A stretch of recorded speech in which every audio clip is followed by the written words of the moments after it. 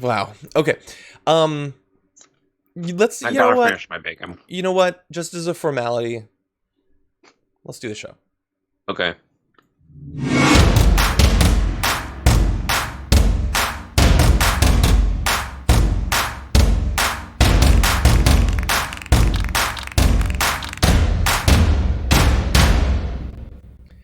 Hello, everyone, and welcome back to another episode of the Damage Report under lockdown. Now, I will grant you, it's Thursday. Still, let's pretend for a bit. Let's party like it's Friday by inviting on Brett Erlich of the Happy Half Hour. What? So here's the How's it fact that going? I realized today. You What can is hear that? me, right? Because I muted and unmuted. I can.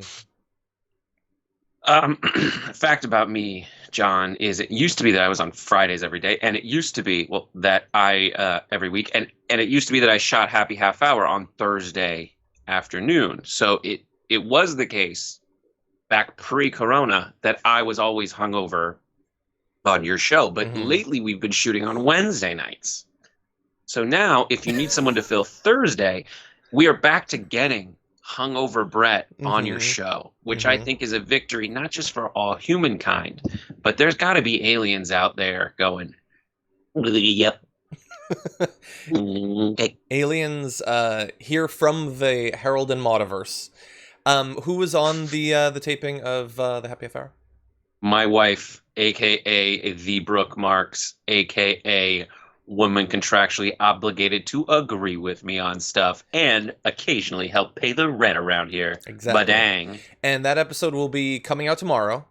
Any particular topics you want to tease us with that were discussed on the We go episode? globe shotting. So we do Oh. stories from around the world. We talk about CGI sex scenes to avoid Oh, coronavirus, jeez. and also the failure of the United States to beat Netflix when trying to trademark Space Force. Oh, So yes. Space That's Force good. is owned by Netflix everywhere but America. Um, and who knows, maybe they'll get that American one soon. Yeah. And I know that both of you were big fans of The Office. Is there initial impressions of Space Force included? She watched more of it than I did. I liked it. Okay, It's good. just like you, Okay. unfortunately, what ends up happening in these situations is comedies end with some kind of humanity and usually a wedding and a jig, I believe, Mm-hmm. in the classic sense.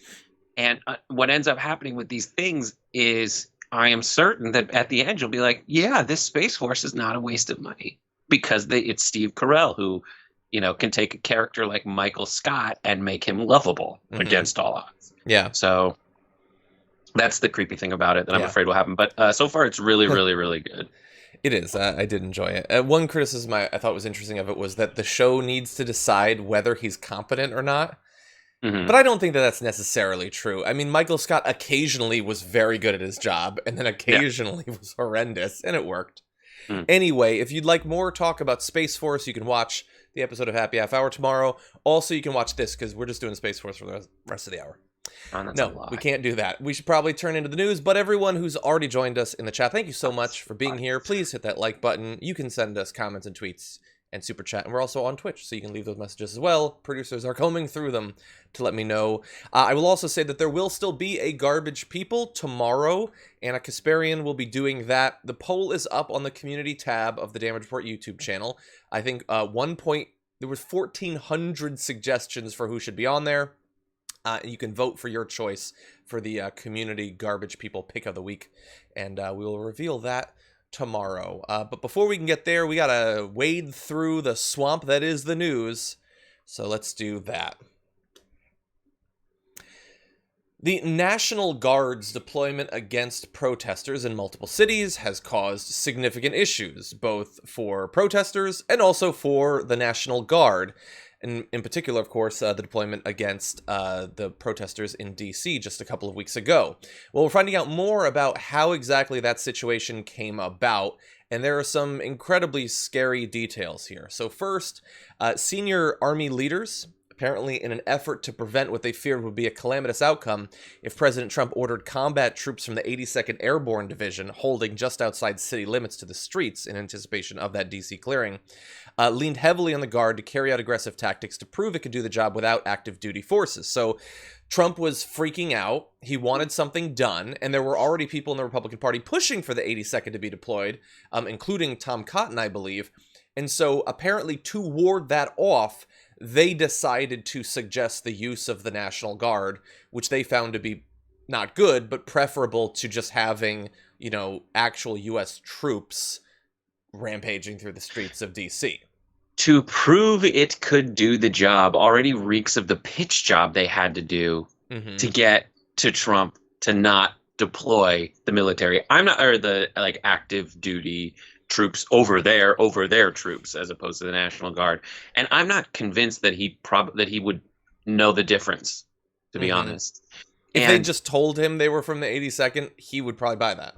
Because there's got to be some kind of bloodthirsty hawkishness in all generals, right? It's like people who are in charge of the military, but there also is like a shared understanding of what people call them out for wanting to do, and an understanding that, like, all right, that might be a bridge too far, and all of those bridges too far were like Trump is already like crossing them when they're saying, okay, let's at least as a compromise deploy people who look like active duty military to these places so that we don't send active duty military out there. Yes. Agreed. Like the ridiculous thing is, in the same way that we did a story earlier this week about how the Trump campaign was running $400,000 worth of ads in DC so that Trump would see them on TV. It's like the military is being deployed to placate not like Trump's base, which wants to feel like he's taking control, but Trump himself. Such a weird way to run a country. A country that purports to be important. And just a real quick discussion of competency. Like Trump, I would kind of understand. I would not respect, and I would be still frustrated, but I would understand if he doesn't understand the difference between two kinds of forces, right? National Guard and 82nd Airborne or whatever. But Trump himself is a television guy. He's a television star.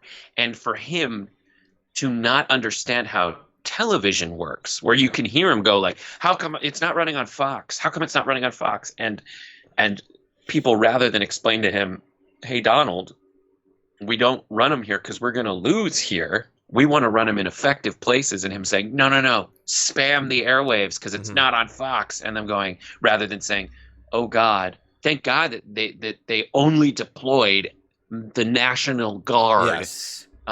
In this situation, as opposed to deploying the airborne, which is the equivalent of running those ads on his airwaves for no reason where they should absolutely not be. Or for a reason, but the reason being that he is 100% incompetent, irrational, emotional. And that is demonstrated both before and after the clearing of those streets of D.C. So let's talk about the impetus for this.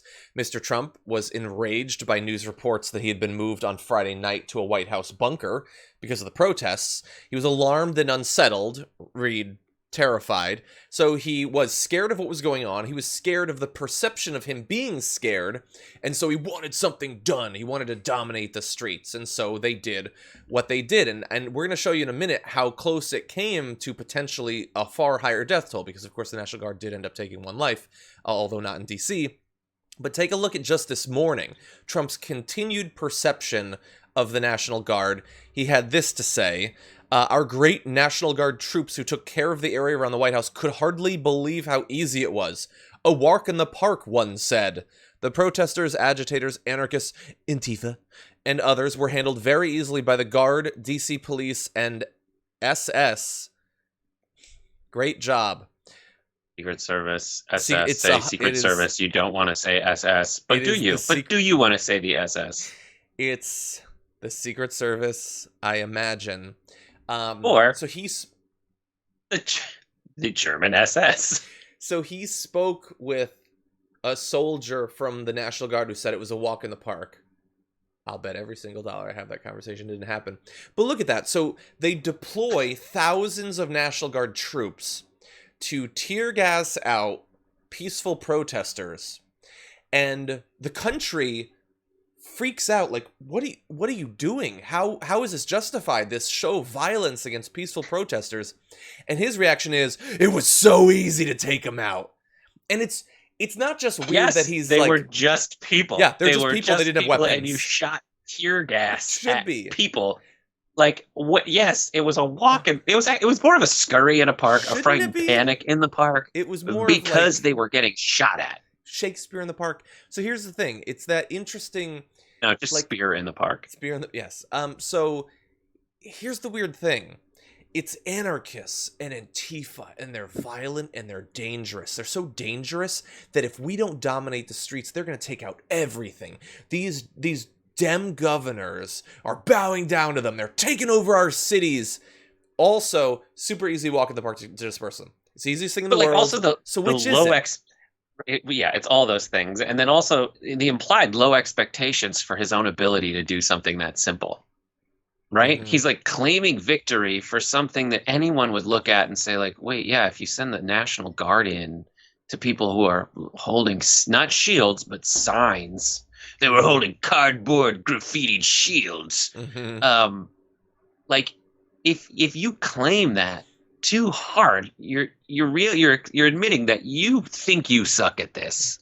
You expected to suck. You expected it to be difficult. Of course, it's not going to be difficult. Only someone like Trump would think that would be a difficult operation, sending disproportionate force into a crowd of peaceful protesters who had every right to be there. Yeah. And then not only gassing the people who were standing there, but also the people affiliated with the church who didn't know about it, who then were angry that you used them as a prop. Yep. It's all a nightmare. And it's this weird thing. They need to present it as this, like, it's like Churchill surveying the damage, they said. And they said that it was a display of bravery to walk to that church. But wait, I thought it was super easy. It was just clear them out. Which is it? Which is it? Is he walking amongst the rubble, or was it super easy? It's all things at all times, because his entire strategy or tactics for everything is like that. It's just throw as much gas and confusion at it to get people to either take cover who are on the other side of it, and be confused and create a fog of war and embolden the people who you are on the side of, and that's it. So let's talk now about the danger. So the Trump administration decided they needed the National Guard to clear out peaceful protesters. And so the call went out to states, send us your troops. And some Republican governors apparently did.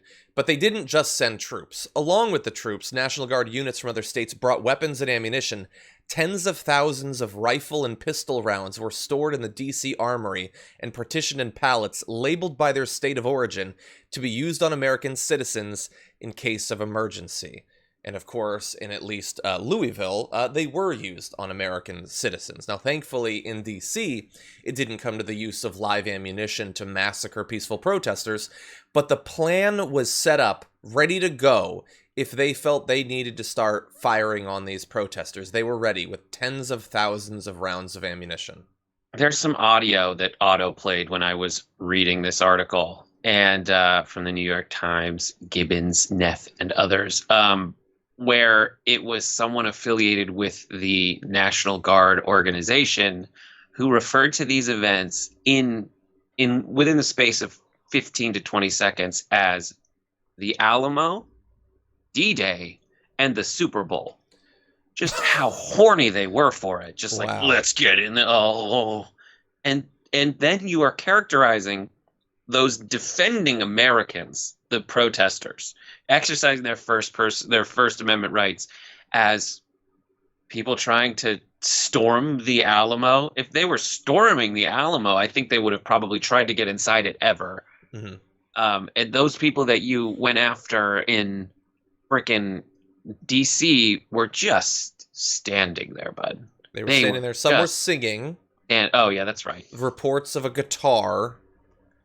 Live Maybe they thought it was like the Alamo Draft House and there was a performance. If you can go, it's great. I definitely recommend it.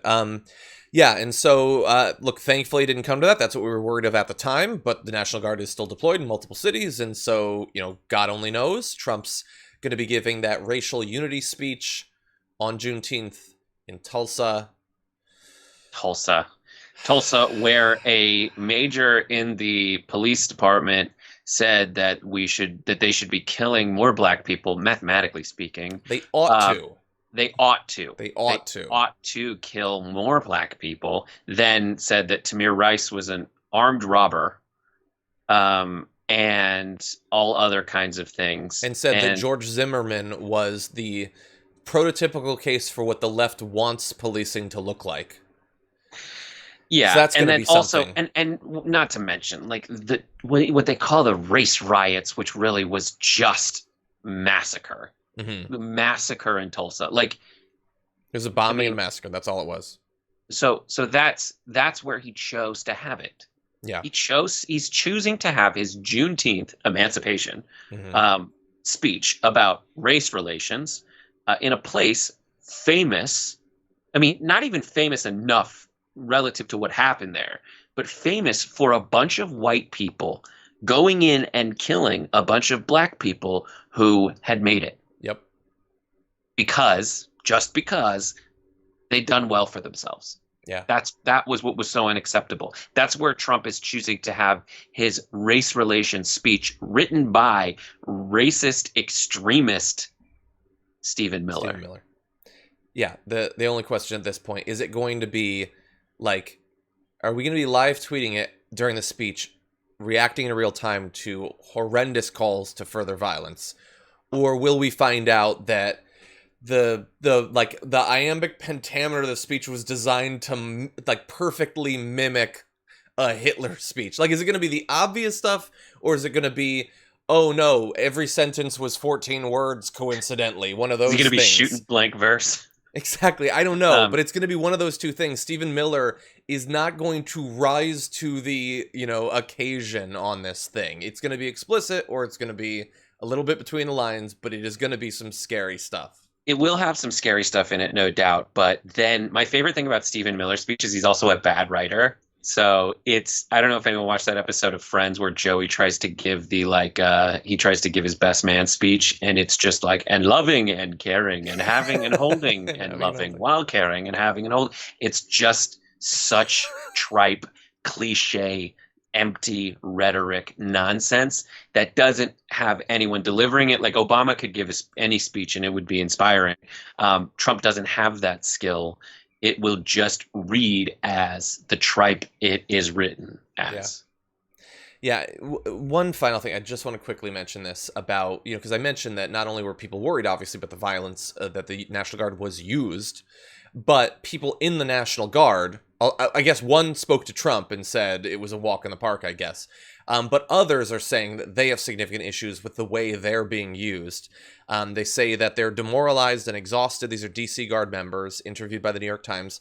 More than 60% are people of color themselves. One soldier said he and some fellow troops were so ashamed in taking part against the protests that they've kept it from family members. They're not revealing what they were deployed to do. I have a feeling their family could probably figure it out.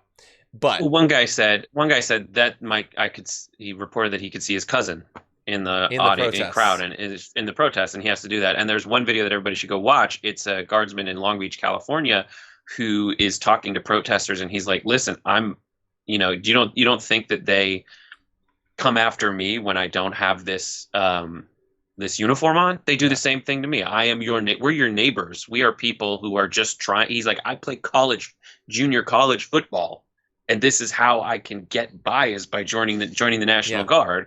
And he's like, "I am with you. I'm here to protect you. And what sucks is that they're using me as a way to call the people I am rioters and violent Antifa." Yeah.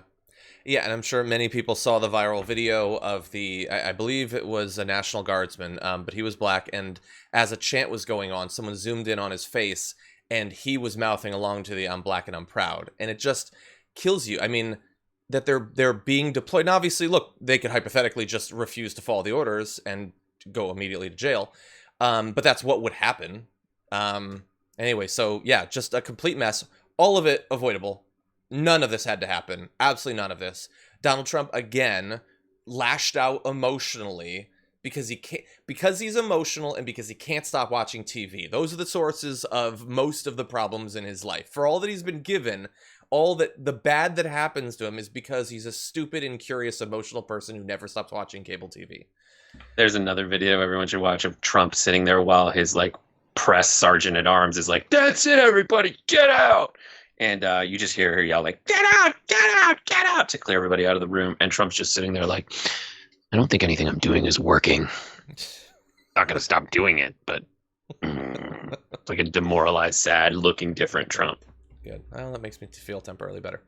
Okay, before we jump to other news, and there is a lot of other news, let's see what's been going on in the super chats and all of that. Again, remember, Garbage People Poll is up on the community tab right now. Also, Garbage People. Garbage People Poll, yeah. Peep Poll.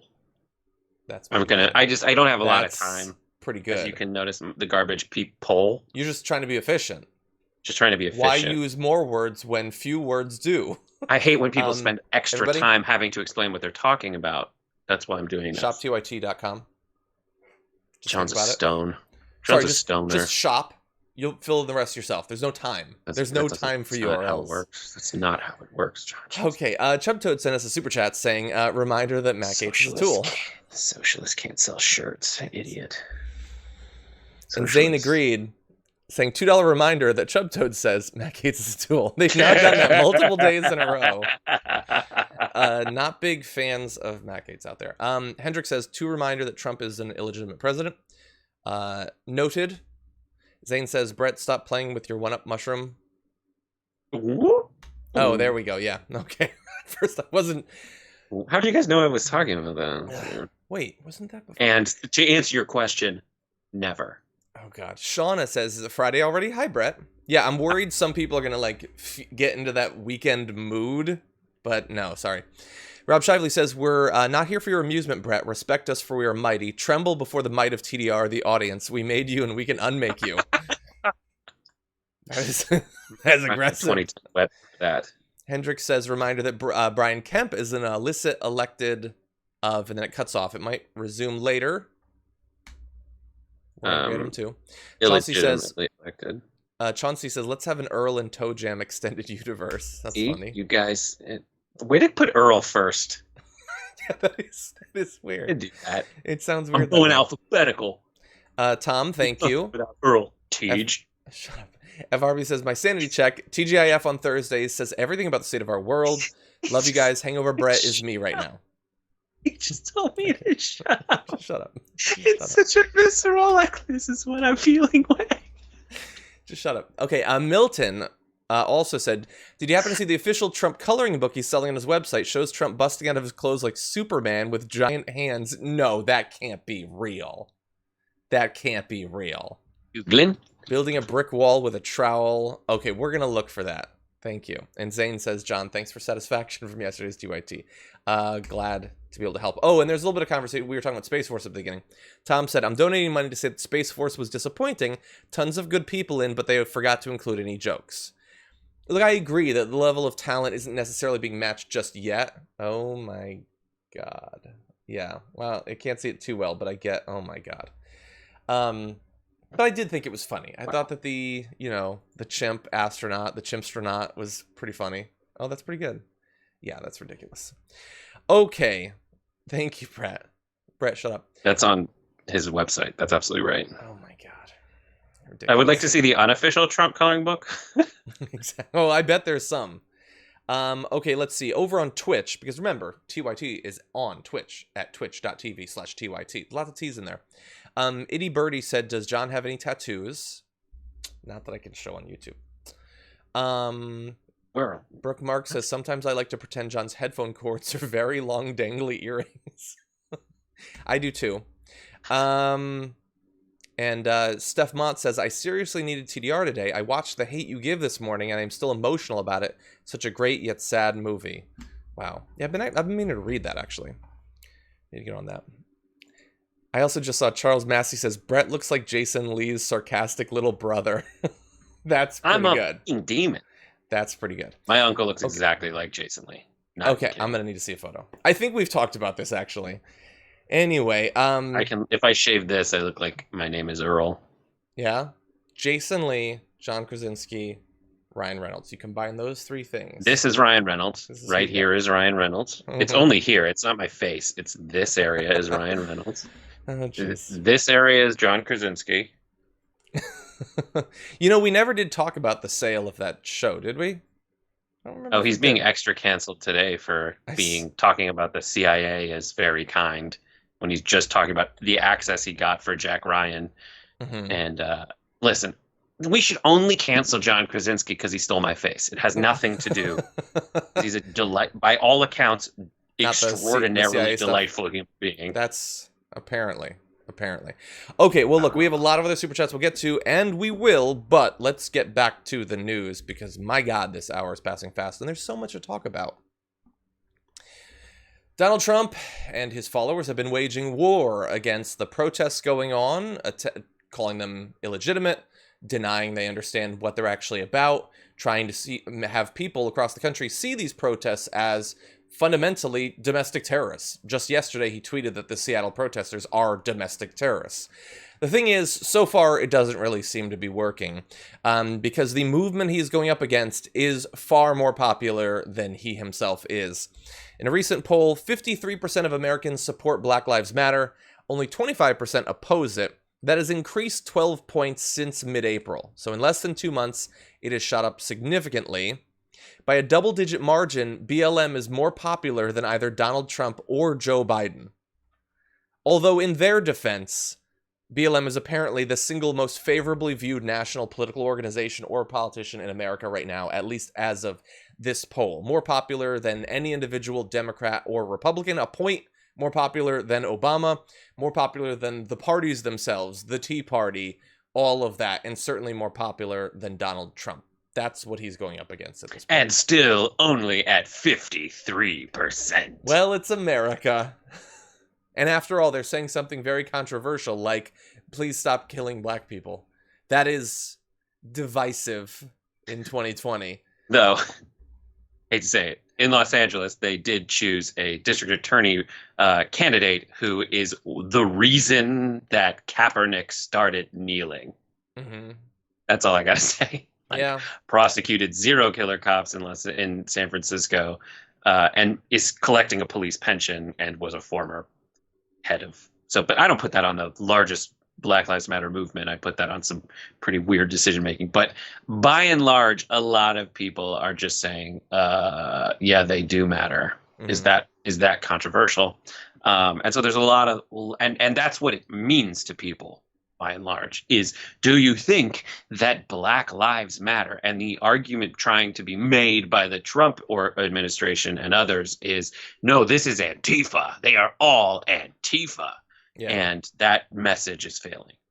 Yeah, well, a few different things. So one is, it's not BLM, it's Antifa, or whatever. It's radical leftists, or whatever. Trying to say it's something other than what it is. But even, like, this is sort of their second big national go up against BLM. In the first, like, Black Lives Matter is such an obviously non-controversial thing to say that if you are part of a party that is literally bragging when your candidate gets 8% of the black vote, wouldn't you just say it?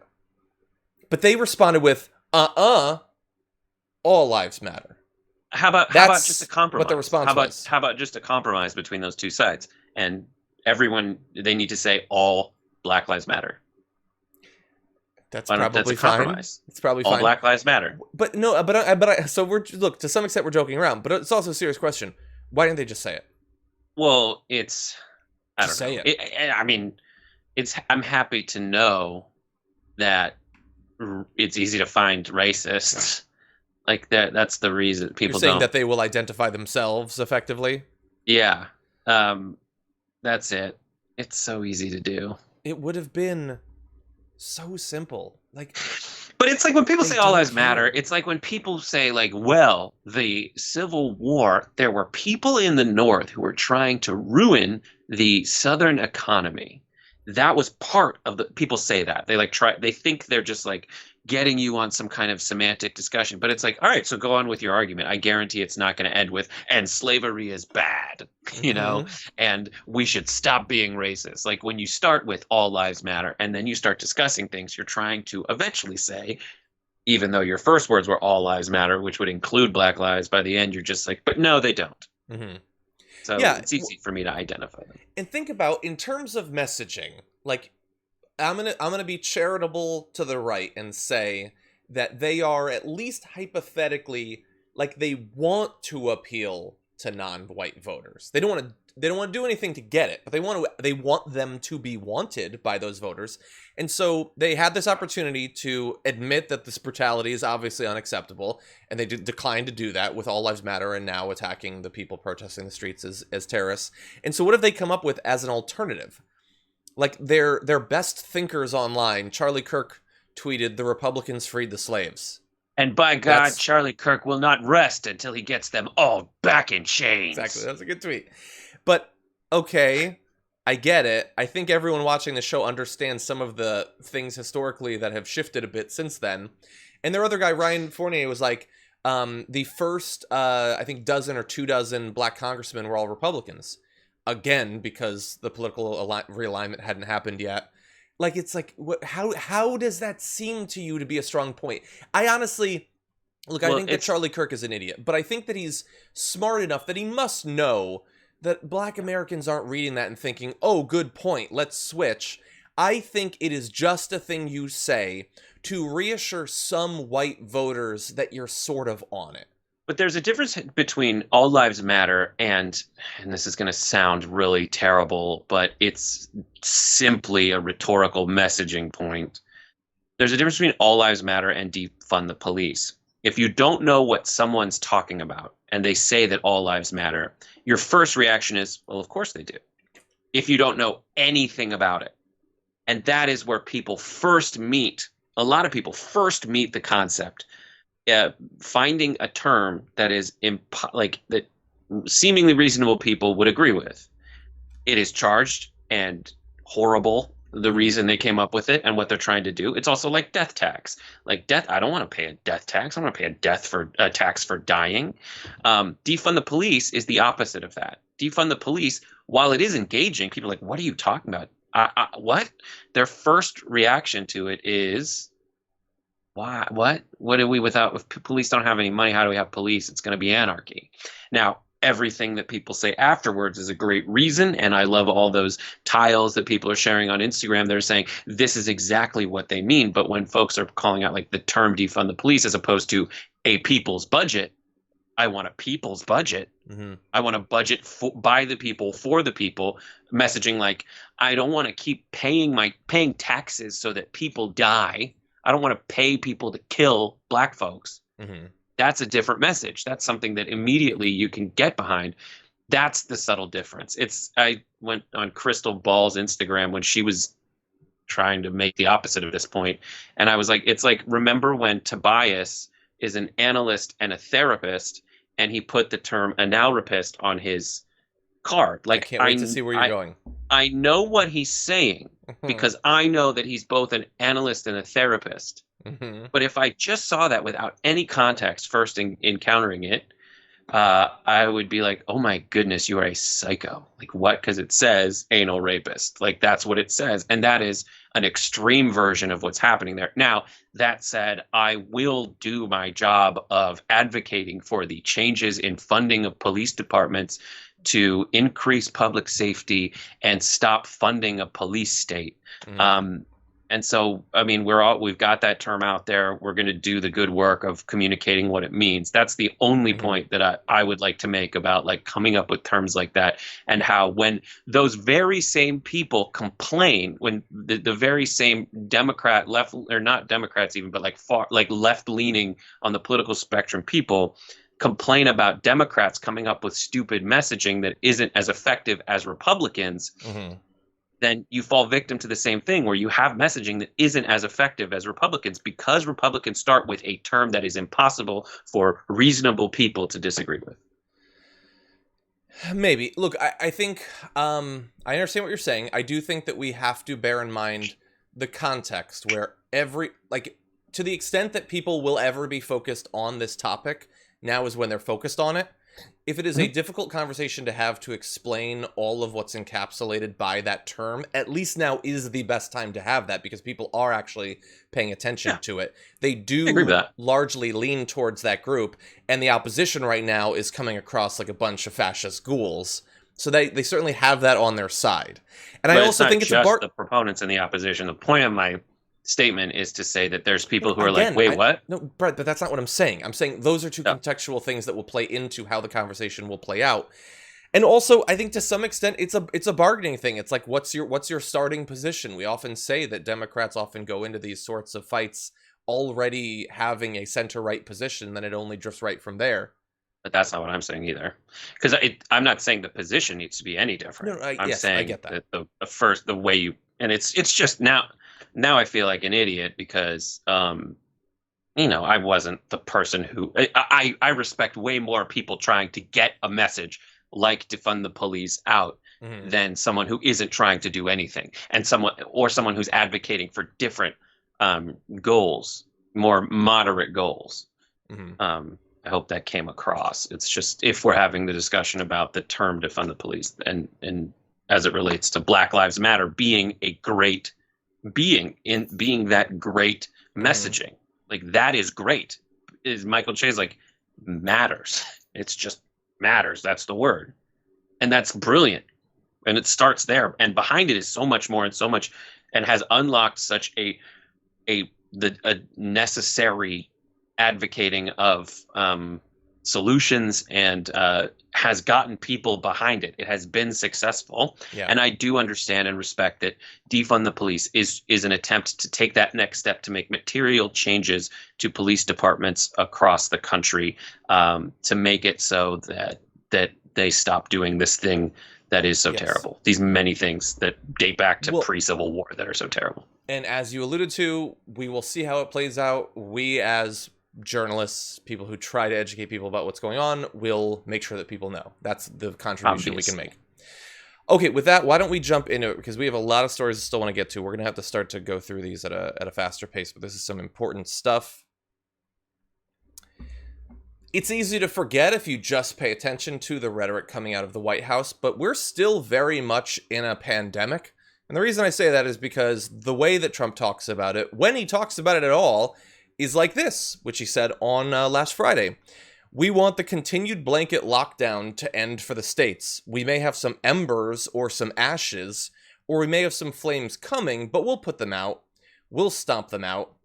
So that makes it sound as if this is effectively done. Maybe a little bit will come in the future. Maybe a good bit will come in the future, but we're good now.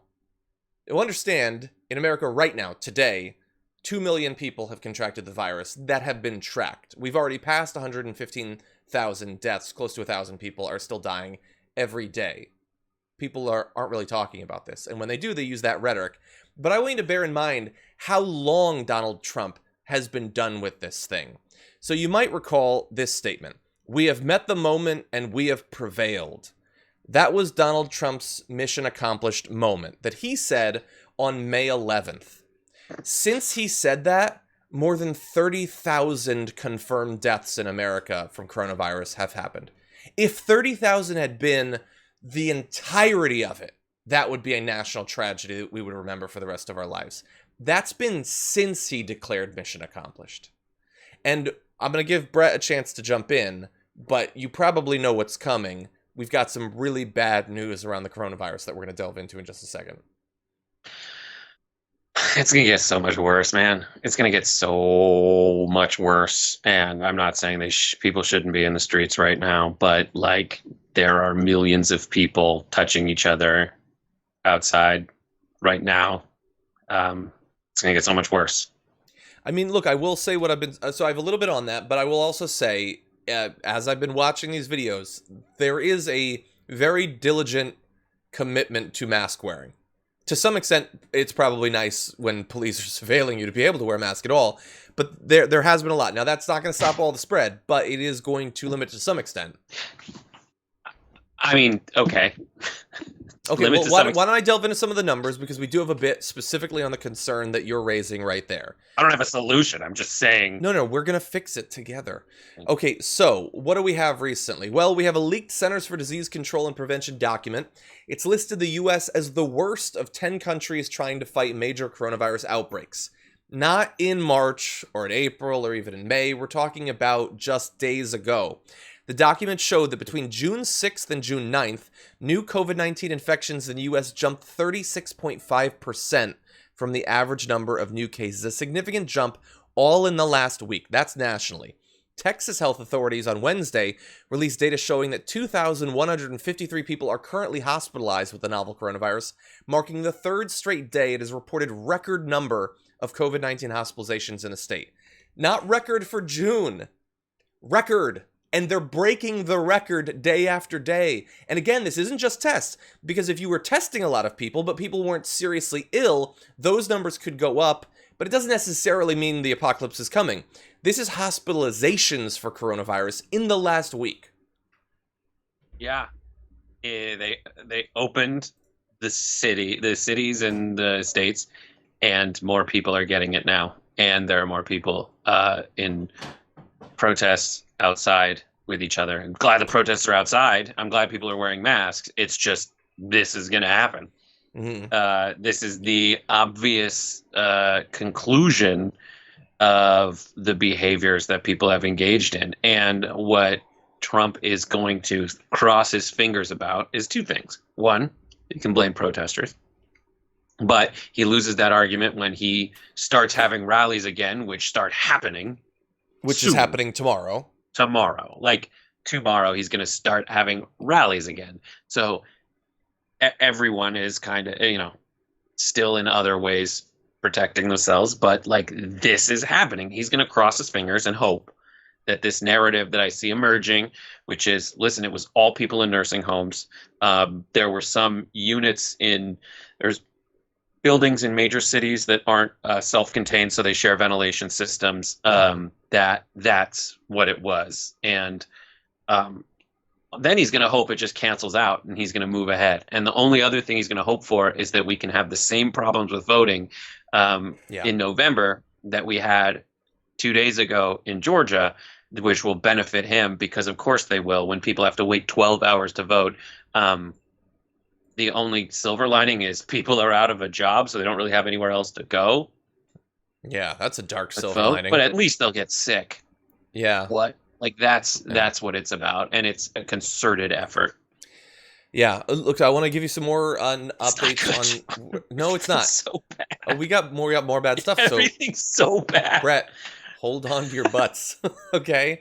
So, we're gonna give you some more numbers on what's going up and what's not. So, as to what is causing it, look, I have no doubt that at some point, new infections will be traced back to protests. I will say that while that is almost certainly going to happen, it is still a little bit early to be able to show that. And so far, what we're seeing apparently is not being driven by that just yet. The Kaiser Family Foundation reported on Wednesday that the number of new infections in Texas, Utah, and Arizona, 3 of the states that are seeing the biggest rises recently, began to tick upward on May 27th, just after Memorial Day weekend, and before protests gained momentum. The protests have been going on for some time, but we're still at a fairly early date to be able to say that people had the time to contract the virus, become symptomatic, and then spread it to more people, which is where you see the explosion. That could hypothetically happen, but we also had, by the way, contract the virus, spread it to more people, and become symptomatic. Yes, exactly, because you can't contract it and then spread it instantaneously. Yes, but remember, like a month before the protests even began, we had the reopenings initially in some states, not necessarily full, but Texas, by the way, is one of the states that opened up most fully earliest. Now, let's say it's not just Texas, though. You have, Arizona. 3 weeks after the governor lifted the stay-at-home order, coronavirus is making a comeback with their hospitals apparently at 83% capacity already. You have Arizona's daily new reported cases increasing by 211% over the past 2 weeks to nearly 30,000 total cases. We could go through many state-by-state analyses like this. And look, there are some states that are doing better. There are some states that are sort of holding steady. Some states we don't necessarily trust the numbers from, but there are those already that are looking like they're going to be hot spots for the virus. And my fear is that we will do what we did the first time. We will wait too long to do anything about this. And thankfully, we have people in office who understand that you need to learn from the past. People like Donald Trump, who tweeted today, "Those that deny their history are doomed to repeat it." I assume he's talking about coronavirus. I assume. Yeah. Maybe not. But when you assume, your president's an ass. Exactly. I'm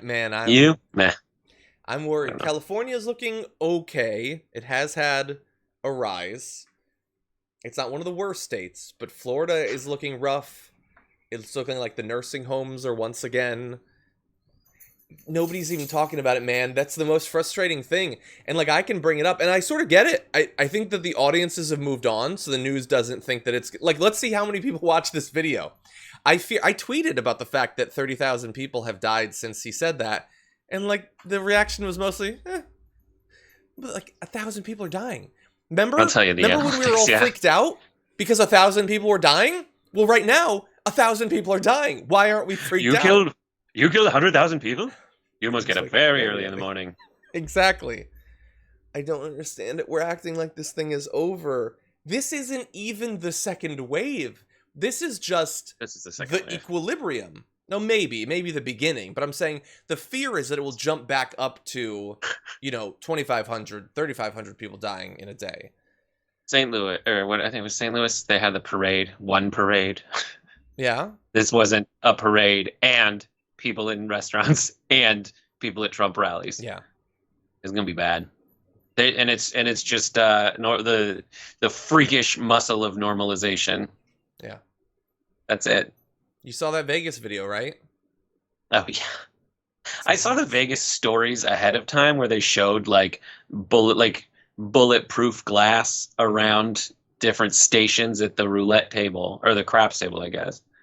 I mean, that's not even the craps table. Like it couldn't even be the craps table. Couldn't be roulette. It would have to be something like because those are all community. Mm-hmm. It had to be blackjack tables where like they slide in. And I saw that, and then I saw the Cosmo where everyone was doing the same thing, crossing my fingers, praying to God for HEPA filters. Mm-hmm. And like there was someone behind the dealers have masks on. Yeah. And that's like it. Yeah, It's such a weird, we each live in a different world. Like, maybe, hypothetically, my gym might be opening on Friday. I don't know if it will, but it's going to be reduced capacity, temperature checks before you go in, things get wiped down after every person uses it. And I'm thinking, I don't know, maybe, I don't know. And then meanwhile, it's Vegas, and it's like, yeah, partied up crowds, passing, like... It's like, why am I being responsible? People were drinking, though. That's what I felt in high school when people were drinking. Yeah? I was like, oh, well, you guys do seem to be having a good time, but I'm being responsible. That's true. I don't know, man. It's crazy. Okay, well, we got a lot of other stuff. I would say go use the stairs in Torrance to go work out, but COVID Karen and or Corona or whatever, Torrance Karen, SoCal Karen. Mm-hmm. I don't know if you've seen that video yet. No. I'll send it to you. No. Everyone watched. Although I did see... when I noticed I saw the John Krasinski's canceled party hashtag, and I saw someone tweeting about, I know which Karen ratted him out, and it was a photo of Karen from The Office. That's pretty good. Yeah. Okay, let's jump into some other stories. I really hope that we can get through a couple of these. We just have so much fun chatting, basically. That's what's going on. Speak for yourself. Shut up. Okay. J.K. Rowling has spent this week in first tweet form and then in online essay form defending her continued attacks against the trans community. I will say they're attacks because they're attacks. She says that she is showing empathy in the way that she knows how, but is continuing this crusade while so much else is going on. I don't understand it. But what I do like about the entire thing, and we've shown you can see our other videos if you want to see what she has said about this community, but many of the most notable actors who have come out of the Harry Potter franchises are significantly distancing themselves from J.K. Rowling. First, I am very glad to report that Emma Watson, who has been previously involved in, elevating trans activists and things like that, she tweeted, "Trans people are who they say they are and deserve to live their lives without being constantly questioned or told they aren't who they say they are. She went on to say, I want my trans followers to know that I and so many other people around the world see you, respect you, and love you for who you are. Happy Pride, sending love. It's a very simple thing to say. Shows empathy, caring about these people who are so often the targets of discrimination, violence, and even murder. But that's what she said. Daniel Radcliffe also had put out a statement saying, I realize that certain press outlets will probably want to paint this as infighting between J.K. Rowling and myself, but that is really not what this is about, nor is it what's important right now. While Jo is unquestionably responsible for the course my life has taken, as someone who's been honored to work with and continues to contribute to the Trevor Project for the last decade, and just as a human being, I feel compelled to say something at this moment. Transgender women are women. Any statement to the contrary erases the identity and dignity of transgender people and goes against all advice given by professional healthcare associations who have far more expertise on this subject matter than either Jo or I. Avara Kedavra. That's not. Is that what it is? It's Avada. Wingardium Leviosa. I don't know, John. I forget which Star Trek episode that's from. Obliviate. I just want you done. Anyway, Star Trek. Oh my God. Okay, I was gonna let you weigh in, but no, I'm gonna turn to Eddie Redmayne, star Charmed? of Fantastic Beasts, who said, "Shut up." As someone who has worked with both J.K. Rowling and members of the trans community, I wanted to make it absolutely clear where I stand. I disagree with Jo's comments. Trans women are women, trans men are men, and non-binary identities are valid. I would never want to speak on behalf of the community, but I do know that my dear transgender friends and colleagues are tired of this constant questioning of their identities, which all too often results in violence and abuse. They simply want to live their lives peacefully, and it's time to let them do so. Warner Brothers also, they make the movies. They put out a statement that people seem to like. I think it's incredibly weak sauce, but they have put out a statement saying they value a culture of inclusivity and diversity, and they also greatly value the work of their storytellers. Which seems like a weird thing to say at the time when the storyteller is the one who's necessitating the comment, but whatever. They put out a statement. It's like if one person says one side of the argument and the other person says the other side of the argument, and they go, in regards to both of you, yes. Great work. No, agreed. It was better. Pizza? They said they want diversity and all that, but anyway, look, I'm glad that they're speaking out. Like, hypothetically, if Harry Potter movies don't get made, or if she has the ability to determine who's in them, it's not impossible that there could be strike back. 2 of the 3 haven't been in one in a while, but it's not impossible that they could at some point. There is some career risk to doing this, but they're doing the right thing, and I'm glad that they're doing that. Yeah, I agree. Especially because while this is a franchise that you apparently like to mock, I very much enjoyed it, and I think it's great that they're doing this. It's the Magic the Gathering. I agree with so much with Hermione and Harry and Eddie Redmayne, because I haven't seen that one yet.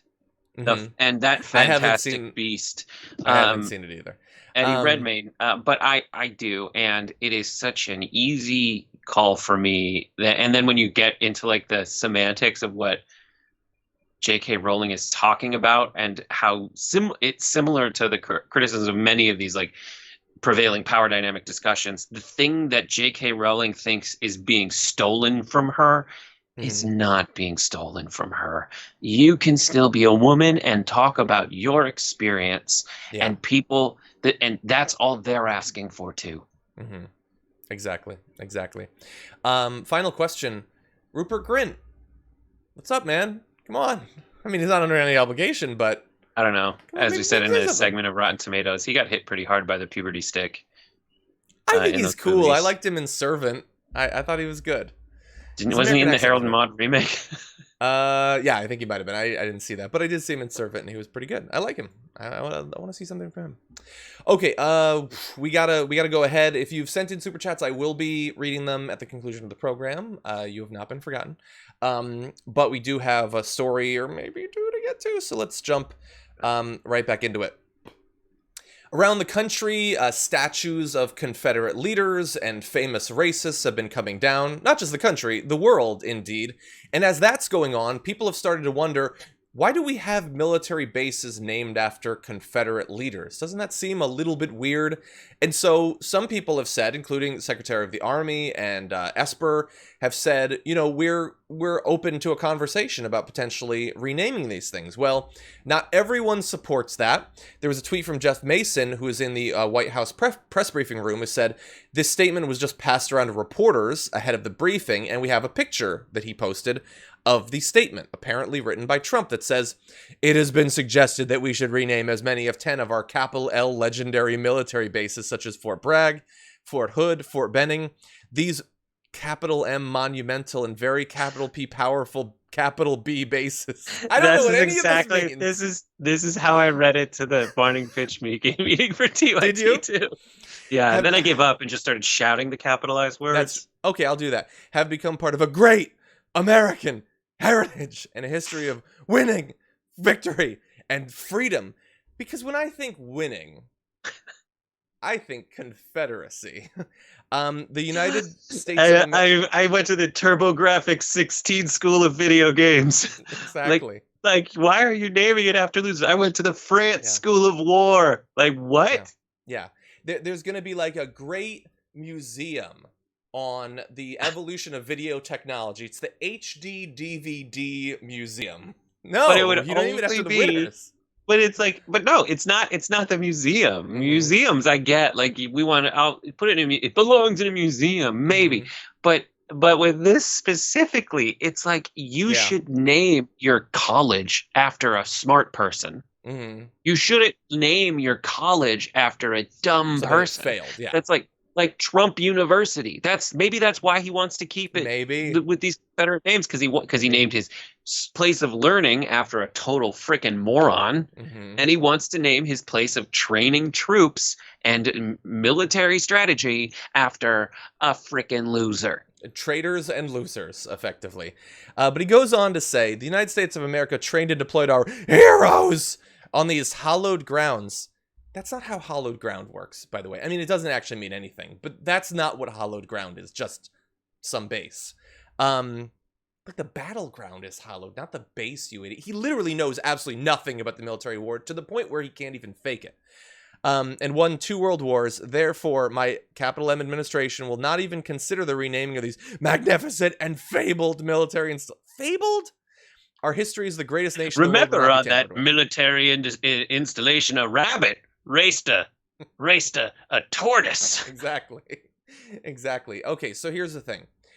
That is a ridiculous statement substantively, but also, like, look at it. The weird capitalization, all of that. It's like something a crazy person or a child has scribbled out. And that's not just my perception. Kayleigh McEnany has been throwing Trump under the bus, whether purposefully or not, all week. I want you to see what she said about that. Ely Stokels, who's the White House reporter for the LA Times, said, Kayleigh McEnany then read it, saying it's, quote, directly from President. He spent a good bit of time working on that. I mean, if you watch Kayleigh during these things, it is at times horrible, but now it's become more and more delicious to watch Kayleigh McEnany, because it is very clear she already hates her job. Mm-hmm. Like, instantly. She's not as good as Sarah Huckabee Sanders, who memorized those things, who was way better at memorizing and internalized it, really. And Kayleigh McEnany gets to a point in the press conferences now where she just goes, she like pulls it out and she like holds it up and she's like, it has been suggested that we should rename military bases. And you see the hello darkness, my old friend. And it's so interesting to watch all of his press secretaries reach that point, except for one, Hope Hicks, who was like, not gonna do it. Not gonna do it. Or they were just like, she is not good at all. Don't let her out there. Yeah, I think Sarah Huckabee Sanders was the best, because to do this job, you have to not have anything inside you. You have to be a barren wasteland inside that doesn't care about truth or your reputation or have any shame or anything like that. The ones who failed, even Spicer, like, would laugh as he said some of these things. Like, he couldn't help but acknowledge the farce that he was a part of. Well, Spicer, you could see like the gears frying and smoke coming out of his ears. So there's a visual indication that something was wrong. Yeah. Kayleigh's is now when she starts to read stuff, you know that she really doesn't agree with it. But Sarah Huckabee Sanders, I said this when she replaced Spicer. It's like now we're not, for her, we couldn't, it took more understanding of the issues to really understand what the crazy was that she was saying. Mm-hmm. Yeah. Well, look, we've made references to the fact that, you know, it's not just that they were Confederate, but on the merits, it doesn't necessarily make sense. I want to give you one example of that. And so here's a write-up from Alex Horton on the Washington Post about Fort Benning, which is in Georgia. He says, Fort Benning in Georgia, the home of Army infantry and airborne training, is named after Brigadier General Henry Benning, who led troops at Antietam and Gettysburg. In remarks in 1861, laying out slavery as the reason for secession. Remember, like now, they pretend that wasn't the reason. They weren't pretending at the time. Benning warned that abolition would lead to, quote, black governors, black legislatures, black juries, black everything. Is it to be supposed that the white race will stand for that? That's the person that the base is named for in Georgia. The guy who's like, we're just going to allow black stuff to be around? No, I have a solution. We don't have to change the name Fort Benning, but we do have to change the whole name if it's Fort Henry Benning. It will now be Fort Annette Benning, because she's a national treasure. When she was in charge, the kids were all right. Mm-hmm. Yes, she did have trouble. She married Bugsy, Warren Beatty, but he's gorgeous still. He's 900 years old. But we should call it Fort Annette Benning. Okay. And Fort Not to Brag. Fort Not to Brag. What do you got for Hood, man? What do you got for Hood? Fort Hoodie. Fort, okay. It's a casual.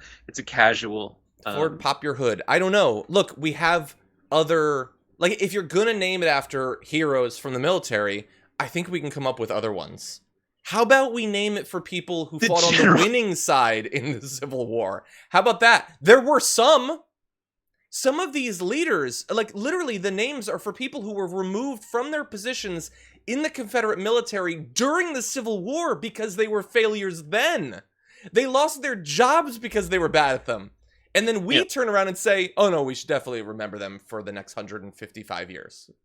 It's madness. So ridiculous. And this and the Confederate monuments, it's just proof that the Union won the Civil War but surrendered during Reconstruction. True. Sad but true. I think we're going to call it there, Brett.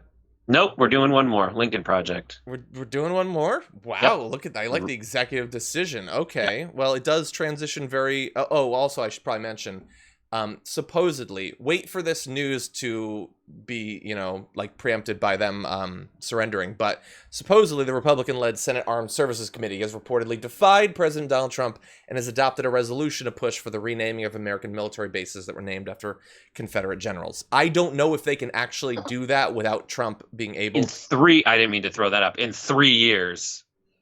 I thought it was like within 3 years. Yes. It might not happen at all, and he could theoretically strike it down. Although I would assume that if he loses in November, that's one thing that could probably change. We have a million heroes. Name it. Anyway. Okay. Do like Captain America. The Steve Rogers base. That's what you want. Yes. I say go for it. Name after Tony Stark. Come on, dude made weapons. Okay, let's do this. Within the last week, the Lincoln Project, that thorn in Trump's side, made an ad about the fact that Donald Trump and his base seems to still really love the Confederate flag. That has since become a big topic of conversation as the Confederate general named bases have become such a big thing. And so I want to show you this ad, and I'm curious, for you watching at home, and for Brett as well, do you think that this is an effective line of attack? Take a look. The men who followed this flag 150 years ago knew what it meant. Treason against their country. The death of the United States. America defeated the men who followed that flag. Those with honor surrendered and cast it aside forever. So why does it keep showing up today at events supporting Donald Trump? And why does he call the folks who carry it very fine people? I think there's blame on both sides, but you also had people that were very fine people. What does it say that they're all in for Trump? What does it say that he won't condemn a flag of hate? division, and losers. Will not replace us! For us, it says this is a time for choosing America or Trump.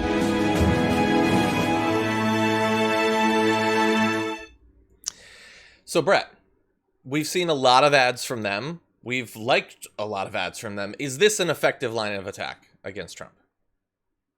Yeah, I mean, is it an effective line of attack? I'm glad someone's attacking, and yeah, I don't know if it needs to be done, and I'm glad they're doing it. They could have sat out, and it seems to have buy-in from various other people, like NASCAR just banned it from their stuff, and the Marine Corps, but not the Air Force or something like that. One of the branches of the military banned it. So, yeah, I would like to get any remnants of it off of the state flags. And that apparently is being discussed. I forget which state it is, but there's apparently discussion about that. Mississippi, it's on the state flag. So it's like, why does it keep showing up? Well, it's on the Mississippi state flag. Mm-hmm. is one of the places you could probably find it. And that's the state flag. And they added it a long time ago. And then, as I've said probably a million times on your show, like the Georgia, it's not officially there, but the layout is the same as the stars and bars, like not the battle flag with the X on it, but the one with the circle is still there. And it's a nightmare.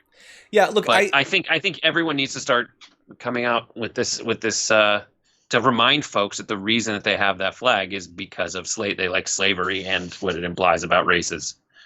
Yeah, I don't know how effective it's going to be. It might be that there are some. I mean, look, obviously, like Dems like these ads, and people on the left. I like these ads because they hit him and because it so clearly bothers Trump. How effective they are in actually changing people's mind, I don't know. Maybe some Republicans who are theoretically going to sit out because they hate everything might turn against Trump because they hate everything. I think that's possible. He's making it easier to make that case again for some of these Republicans who might not like Trump. He's pissing them off just constantly. In terms of the actual the focus on the flag, I think it's hard. You can get companies like you can get NASCAR to not do the flag. There are always going to be some people, even the more rare it becomes, that for the rest of their lives they will wave it and think that it's some symbol of pride or whatever. As an outsider, we can see that, my God, do you have to really be nostalgic for that time to have taken up because again, that flag wasn't. It's not like that flag has been used in the South constantly. It was gone for decades before it came back with racists looking for these symbols. And some of the statues that are getting knocked down, when they were talked about being taken out or when they're being knocked down, the call is, this is our history. We need to remember these things. But some of these statues were put in, like there was a tweet, it was like one statue was put in after the 3rd season of Seinfeld or something. Like it's not like this was our history. It's like these were calls to nostalgia. Now let's talk about what Tucker Carlson was saying just the other day, and probably is saying right now in a staff meeting. Mm-hmm. His argument is that white people should not be held responsible because someone in their family, part of their heritage, created racism, right? And the sins of the fathers should not be borne out on the sons. Okay, that's his argument. But what if there were sons who are actively seeking out symbols to show that they support those sins of their fathers? That's exactly what this is. So when they go out and they get that flag, they have put down the benefit of the doubt and taken up the mantle of hatred and white supremacy. Yeah. So they're not out of jail free anymore. Yeah, that is a very good point. Probably needless analogy. It's like so let's say my dad had brutally murdered a bunch of people and people judged me for that, even though I hadn't done it. That would be wrong. But what if I constantly posted photos of the crime scene all over the place? That'd be kind of weird. Maybe then there is actually something about me. So anyway, great point, Brett. It's the battle flag. I do want to say that it is not. Both of them are bad, but this is the violent one. The one with the X is battle flag. Yeah. The other one is just a symbol of treason. This one is killing people for the treason. And you have the, be one of the people who just annoyingly puts the American flag on everything. It's not like you don't have a flag, and you say you're proud of it. You swear you're proud of it. But then you're like, screw that, I don't like that anymore. I want this battle one from the people who tried to destroy that one. Just use the American flag, you idiot, or your state flag. There are so many flags that actually are about your history and heritage and all of that stuff. I just don't understand it. I don't understand it. You can put up Confederate monuments, but they have to be wearing a dunce cap or like peeing themselves or hitting themselves. Maybe that's my compromise. Like you can have like they have that one of the head of the KKK, but he has to be accidentally hitting himself with the balls of the baseball bat. How about that? I don't know, the Nathan Bedford Forrest monument that someone erected like on his own property that's made of like the craziest looking metals is pretty embarrassing in and of itself. That's the only one I like because it looks so stupid. Yeah. Okay, Brett. You can't override me now as I end the show because we don't have any other topics, okay? Everyone go watch the Racist Monuments sing-along that I made a while ago. Unfortunately, it's 3 years old and still applies. I tweeted it recently and watch Happy Half Hour. Yeah, that was great. Everyone go listen to the song. Brett, thank you as always. Talk to you soon. Thank you. Bye.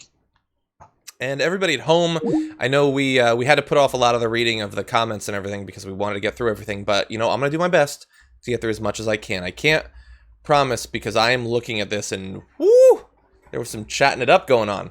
And I'll try to show you a dog at some point. Let's see. Rex Trek says, does it not sound reasonable that if Trump gets a presidential library, his will have a scratch and sniff section? That's pretty good. Luck Dragon says, I'm donating to refute a comment on Space Force. I'm thoroughly enjoying the series. Not a big fan of Steve Carell's comedy, but I love the series. I enjoyed it as well. Christopher says, hi, so I've got a misinformed person on my hands who is using the case of some guy called Timpa being killed by cops as an excuse not to protest against police brutality after I went in Portsmouth, UK. How is it a reason not to? It's not, and it's an excuse. And you seem to get that. Rachel says, Brett, you're absolutely right. He is a TV president, which is why he only gives red carpet answers to the press. Classic example, we'll see. Talking about, what we said earlier. Thank you. Matthias says, Elmo is our new overlord master. Beware. Nice. Frederick says, that's in French. It does involve Michael Scott. It has been a long time since I read French, but thank you, Frederick. I appreciate that. Luck Dragon says, the incompetence and ignorance of Trump and his half-verified Twitter base is mind-numbing. Hashtag Black Lives Matter. Hashtag veterans supporting BLM. Thank you. FRB says, DJT tweeting 88 tomorrow wouldn't even surprise me. No expectations. I mean, just wait. Just wait. And I know what they'll say. Like, oh, no. So, it followed the pattern of these, KKK things. But, we just put that in to see if you'd freak out about it. This is you getting offended. We didn't really do anything. That's the game that they always play. Wayne says, thoughts about Chaz in Seattle better than Space Force, which I liked a lot. The show, if it is, I'm not familiar with it. I apologize. But I did like Space Force. Nathan says, how do I shake the mounting dread that has been building for the last 3.5 years? My brain can't take much more. Watch Space Force. Watch a comedy. Or if not Space Force, watch Mythic Quest. That's a good comedy. Matthias says, did you see Seattle Mayor and Governor Inslee tweets? No, I mean, I saw Trump tweeting about the situation there and threatening to invade Seattle. Certainly worried about that. Das Boyce Fleisch says, Trump could turn the tide by introducing Medicare for all, UBI, etc. The rise in popularity he would gain by that is a narcissist's wet dream. I've been saying this, not necessarily about those exact things, but I've been saying this for so long. He could do it so easily. And the thing is, I know some people say, but he can't do that. He'll lose his base. No, his base is all in, man. He could say almost anything. Maybe some stuff about race. If he was to be seen as too tolerant, that might be a line that they can't cross. But if he decided to give the Medicare for all, he'd pass. And he'd win. Honestly, I really do think, because the Republicans are too cowardly to turn against him. Derek says, love the show. I've been scheduling Zoom meetings on my morning, mid-afternoon activities so that this time slot is available. Keep it up. Thank you, Derek. I appreciate you being flexible with your schedule with us. Bradley says, love True North on TYT.com. The unvarnished truth. Thank you. Charlie says, I want whatever Brett is smoking. I think we know what he was smoking. Gregory says, thanks, Brett, for the decent cover of that 1907 UK party record. Me bum smells like a dustbin. I don't know the reference, but thank you. Civitas says, I At what point do we admit that as a country we are allowing elder abuse to occur on our watch? Bunker Baby nor Mr. War on Drugs are up for the task of leading our country. It is going to be a rough year. I will agree with you there. Anna says, as a UK watcher, the unrest across the world is inspiring. Hope the people power brings real change for all. Agreed, Anna. Weena Jensen says, will you say my name now? I just did. Weena Jensen, thank you. Eric says, thank you. Thank you, Eric. Zane says, Brett, he stole your show too. HHH is way better when we were talking about John Krasinski. Luisimo says, shout out to my boy Sean, a recent TDR TYT convert. Thank you to you and to Sean. Nick the Unicorn says, BLM for president. Yeah, I don't think it's constitutional, but popular.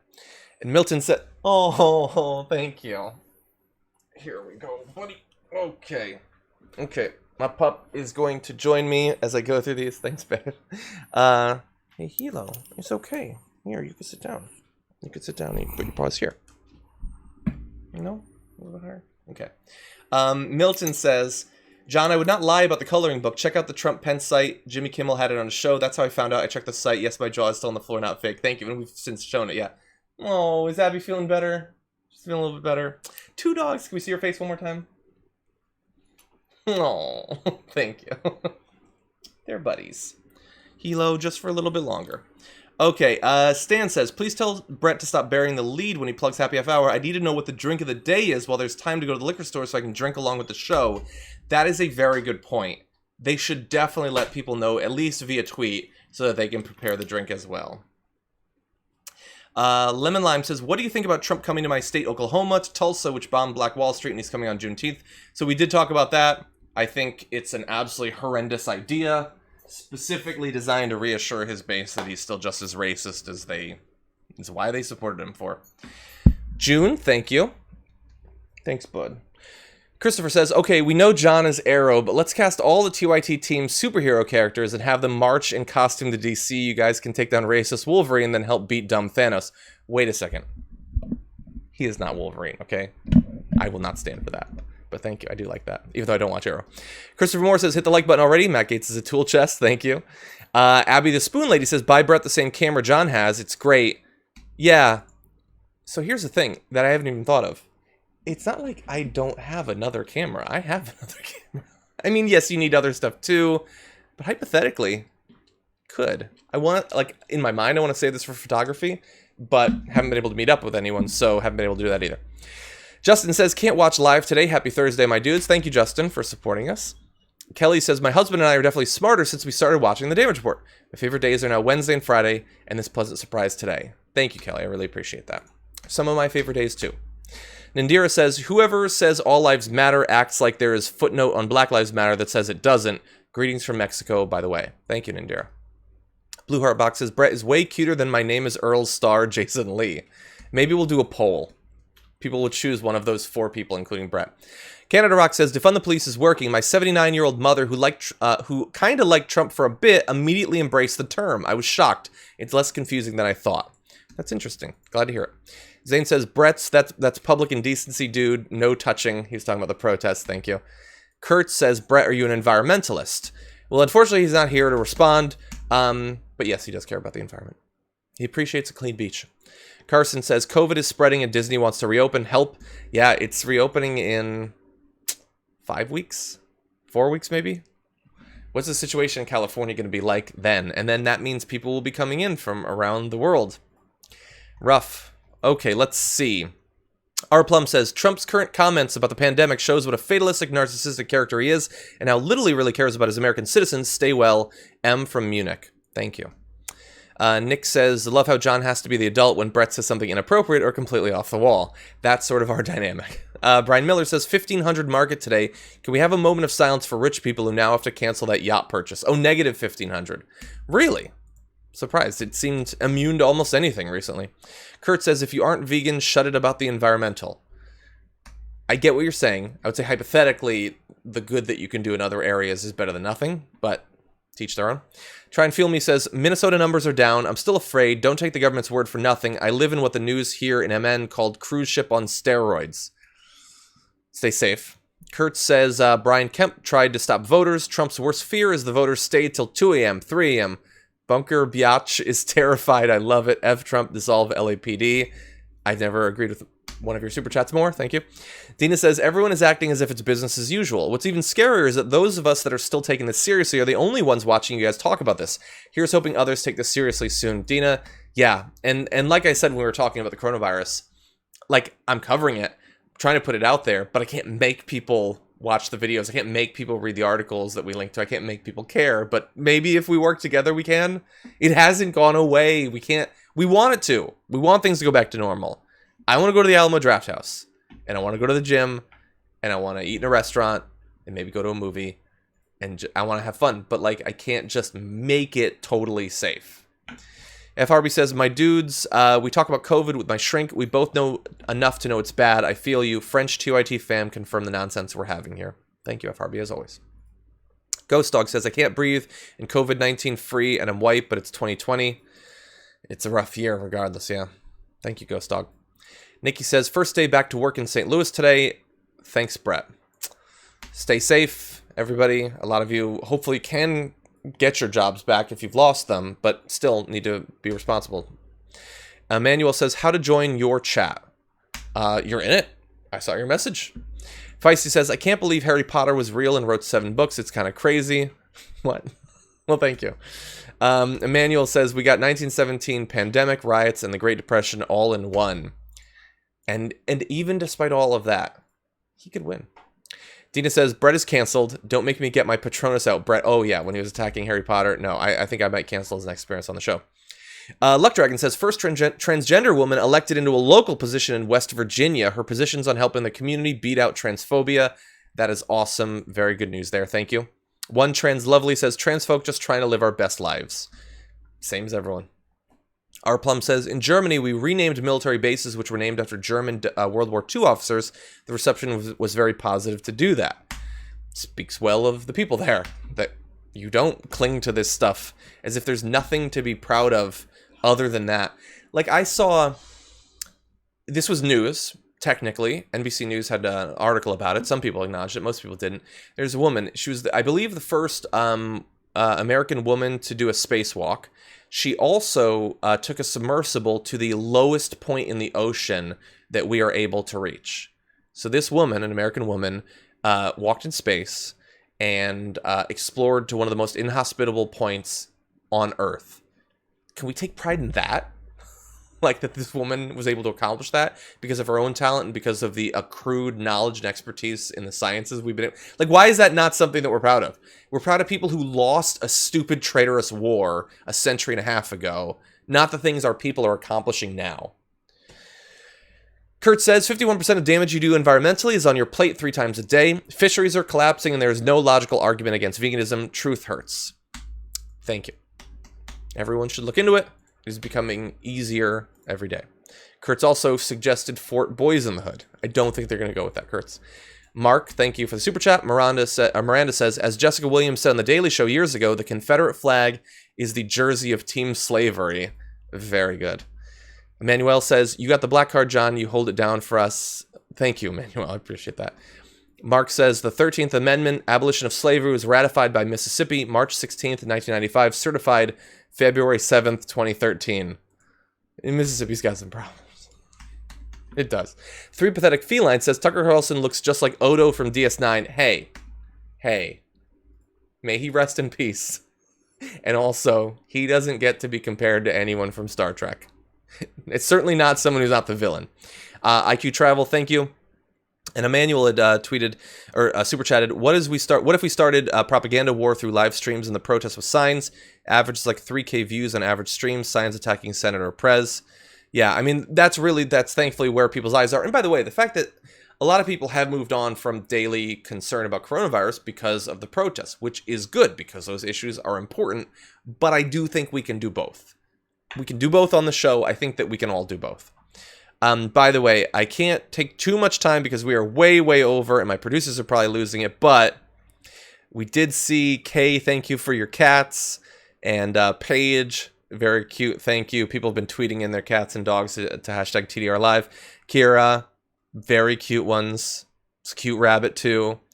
And Cineo, Jax the Pomsky is adorable. there might be a Pomsky in my future. I didn't know how cute they were, but that's great. And anyway, that's all the show we have. We do have tomorrow where Anna Kasparian will be joining us. You're not going to want to miss it. She is going to be doing Garbage People, so that's going to be a lot of fun. You can go to the TDR community tab on YouTube right now,